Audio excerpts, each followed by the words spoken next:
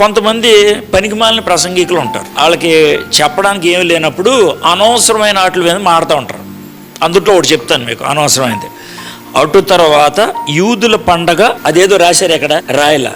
పనికిమాలినోడు చేసే పని ఏంటంటే ఆ పండగ ఏదో చెప్తానంటాడు. అది తెలుసుకొని మనం చేసేది ఏముంది? ఇప్పుడు అవసరం అనుకోండి, దేవుడు రాసి ఉండేవాడుగా ఆ పండగ ఏంటో. రాయలేదంటే మనకు అవసరం లేదనే కదా.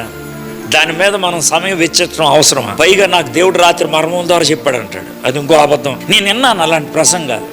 ఏంటి చెప్పంట, ఇప్పుడు వ్యభిచారంలో ఒక ఆవుని పట్టుకున్నారు కదా, పట్టుకుని యేసుప్రభు తెచ్చారు కదా. ఆడేముంటుందనంటే యేసుప్రభు వారు నేల మీద ఏమో రాయిచుండని అని ఉంటుంది. అక్కడ బైబిల్లో ఉన్న మాట అయితే ఏమో రాయిచుండి. అదేంటో నాకు తెలుసు అంటాడు ఒకడు. నేను అప్పుడు అన్నాను, అదేంటో తెలిసింది ఇద్దరే అన్నా. ఎవరు సార్ అన్న? ఒకటి దేవుడు, ఒక దెయ్యం. నువ్వు దేవుడు కాబట్టి దెయ్యం ఎండాలన్న. అంటే నేను ఏమంటానంటే బైబిల్ చెప్పనప్పుడు మనం అదేదో తెలుసుకోవాలని ప్రయత్నం చేయడం అనేది టైం వేస్ట్.